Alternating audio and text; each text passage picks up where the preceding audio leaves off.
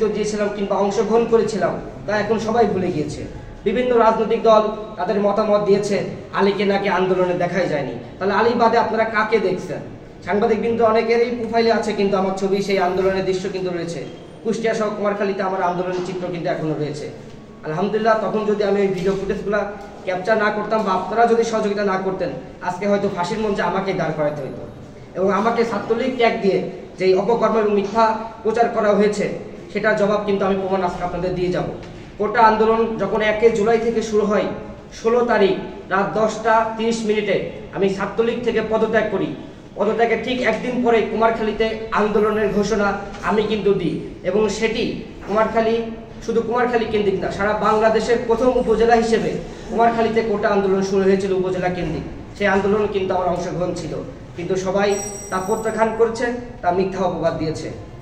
কিন্তু সবকিছু মিলে আমি এতটুকুই বলতে চাই, কোনো অন্যায় অনিয়মের সঙ্গে যদি আমি জড়িত থাকি এবং সেটা যদি প্রমাণিত হয়, আপনারা আইনগত যেই ব্যবস্থা নেবেন আমি মাথা পেতে নিতে সেটি রাজি আছি। সাংবাদিকদের আপনি দোষারোপ করবেন এবং এখন আপনি সংবাদ সম্মেলন করছেন, এখনো তো আমরা আপনাদের এলাকায় তদন্ত করে এখানে এসে বসি থেকে আপনি কম্বল নিয়ে আসেন, শীতের কম্বল, সেগুলোর নির্দিষ্ট করে বলতে পারবেন যে আপনি কোথায় ডিস্ট্রিবিউট করছেন। এই জাকারিয়া মিলন এবং আপনার সবুজ আতিকুর রহমান সবুজের কথা বললেন, তাদেরকে আপনারা জিজ্ঞাসাবাদ করুন। আমি থানায় কোনো মামলা বাণিজ্য করতে গিয়েছি কিংবা থানায় কোনো খারাপ কাজ এই এখন পর্যন্ত চেপে এসেছে, এবং সেটি আমি ক্লিয়ার করার জন্য আজকে এই সংবাদ সম্মেলনের আয়োজন করেছি এবং আপনাদের সহযোগিতায় এখন পর্যন্ত সেটি সফল করার জন্য চেষ্টা চালাচ্ছি। বাবার বিষয়টা আপনার উপর বর্তাচ্ছে কেন? বাবার বিষয়টা জি বিভিন্ন মিডিয়াতে এবং বিভিন্ন জায়গায় বাবার বিষয়টা উল্লেখ করা হচ্ছে যে বাপ বেটার একটা চাঁদাবাজি একটা টাইটেল সব জায়গায় উঠে আসছে। আসলে আমি একটি সংগঠনের দায়িত্ব ছিলাম। আমার আব্বু কিন্তু দীর্ঘদিন দেশের বাইরে প্রবাসে অবস্থান করছিল। তিনি দীর্ঘদিন পর দেশে আসার পরে তিনি মানসিকভাবে আমি বলবো সুস্থই নয়, এক কথায় তিনি মানসিকভাবে সুস্থ নয়, এবং তাকেও আমি বলবো বিভিন্ন রাজনৈতিক দল তাকেও কিন্তু ব্যবহার করেছে। এখন যারা বলছে আব্দুল সামাদ পাখি তিনি আমাদের রাজনৈতিক দলের কেউ না, তাহলে সে কার দলের ছিল? সে কারো না কারোর দলের তো অবশ্যই ছিল। তাকে মূলত ব্যবহার করা হয়েছে, এবং সেও যদি কোনো অন্যায় করে থাকে সেটা তদন্ত সাপেক্ষে তার বিরুদ্ধে ব্যবস্থা নেওয়া হোক। সে আমার বাবা বলে সে ছাড় পেয়ে যাবে, বিষয়টা এমন না। বিগত দিনে আমার বাবার বিরুদ্ধে আমিও কিছু অভিযোগ শুনতে পেয়েছি, যেটা আমি অনেক সংবাদ মাধ্যমকে জানিয়েছি যে আমার এই বাবার বিরুদ্ধে এরকম অভিযোগ এসেছে, আপনারা সেটা তদন্ত করেন। তিনি যদি দোষী প্রমাণিত হোক আইনের আশ্রয় নিন, এবং আইনের আশ্রয় নিয়ে যেটা হয় সেটা করেন। কিন্তু এটা টোটালি ভিন্ন হয়ে গেছে। দোষ দোষ যদি যে কেউ করে, দোষটা আসলে আমার উপর চেপে আসছে, এবং বাবা অন্যায় করলে আমি তাকে অবশ্যই বাধা দিয়েছি, বা অপরাধ করতে গেলেও আমি তাকে বাধা দিয়েছি। সে আসলে মানসিকভাবে ভেঙে পড়ছে এক কথায়, এবং সে কোথায় কি করছে এর আমিও নিজে কিছু ব্যাখ্যা দিতে পারি। আর একটা বিষয় অভিযোগ, সেদিন আমি জামাতের যে সম্মেলন ছিল ওখানে ছিলাম, একটা অভিযোগ করেছে যে আপনি নাকি তাকে সহযোগিতা করেন, পুলিশ তাকে দিয়ে দেন, সে নাকি যে সবকিছু আপনার উপরই দায় আসছে। আচ্ছা, এই বিষয়টি একটু ক্লিয়ার করলে মনে হয় আপনার ভালো হয়।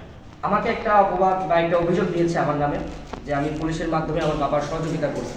তাহলে আমি আপনাদেরকে অনুরোধ জানাবো, আপনারা নিজেরাই এটা একটা তদন্ত করবেন। থানা ওসি স্যারকে আপনারা জিজ্ঞেস করবেন যে আমার বাবার পক্ষে আমি কখনো কাউকে কোনো একটা সুপারিশ প্রমাণিত করতে পারে। আমি জুতার মালা পরে কুমারখালী আমার এই সহযোগিতা করেন, কিন্তু আমি কিন্তু কিছু করি নাই। আসলে কুমারখালীর বর্তমান যে রাজনীতির প্রেক্ষাপট, সবাই তাদের ভোটের রাজনীতি এখন গুছিয়ে নিচ্ছে। কে আওয়ামী লীগ ভাইয়া কিংবা মিলন কাকু আমার বিপক্ষে সংবাদ সম্মেলনে কিছু কথা বলেছে, অভিযোগ তুলেছে। আসলে তারা হয়তো মনে করছে আমি অন্যায়কারী, তারা অভিযোগ তুলতেই পারে, কিন্তু আসলে তাদের বিপক্ষে আমার কোনো অভিযোগ বা কিছুই নেই। আসলে বর্তমান অপরাধীতে যে একটা শিকার হচ্ছে আমি, তারই প্রেক্ষিতে তারা কথাগুলো হয়তো বলেছে। বিভিন্ন অভিযোগের কারণে আমাকে শোকজ করা হয়েছিল। শোকজের জবাব আমি যারা দায়িত্বশীল আছে। আচ্ছা, এখানে কারণ বসেছেন জি, আমি অবশ্যই শোকজের একটা জবাব দিয়ে সেখানে আপনার মদতপুষ্ট কিছু সংবাদকর্মী দিয়ে আপনি কমিশন বাণিজ্য কমিশন দেন, এই বিষয়গুলো একটু বলবেন। আসলে আর আরেকটা জিনিস আপনি খুব শুনতে একটু আপনাকে প্রশ্ন, আসলে আপনাকে বলেছেন আপনি এই ধরনের মানুষ আসলে পদে থাকা উচিত না। এরকম একটা আন্দোলনের সাথে যে সংগঠন জড়িত, যে সংগঠনের নাম জড়িত, সেই সংগঠন অন্তত একটা পরিষ্কার যারা নেতৃত্বে থাকবে তারা একটা সেই পুনরাবৃত্তি আপনারা করেন, সেক্ষেত্রে কি ছাত্রলীগের আপনাদের মধ্যে পার্থক্য থাকবে কিনা? কেন দোষারোপ করা হচ্ছে আমি এটার উত্তর কিন্তু প্রথমে একটা উত্তর দিয়েছি। কুমারখালীতে আওয়ামী লীগ মামলা কেন্দ্রিক কথা বলছে যে এখানে একটা অপরাজনীতির এবং আওয়ামী লীগ পুনর্বাসনের সর্বোচ্চ চেষ্টা চলছে, যার কারণেই আজকের এই অপবাদগুলো আমার কাছে। আসলে স্পেসিফিক কি কাউকে পুনর্বাসন করার জন্য এই গ্যাঞ্জামটা, না সবাইকে পুনর্বাসন করার জন্য? সবাই কেন স্পেসিফিক আমি নাম উল্লেখ করতে পারবো না, কিন্তু কম বেশি সবাইকেই কুমারখালী আওয়ামী লীগ পুনর্বাসন করার এখন সর্বোচ্চ চেষ্টা চলছে বিভিন্ন রাজনৈতিক দলের মাধ্যমে। আচ্ছা, আপনার ভিতরে এত ষড়যন্ত্র হচ্ছে, আপনি কি মনে করতেছেন? আমি আমার বিরুদ্ধে ষড়যন্ত্র হচ্ছে, আমি তো উত্তর দিচ্ছি। এক মানে অপরাধীদের একটা শিকার হচ্ছে। অভিযোগে আপনার উপজেলাতে 3 জন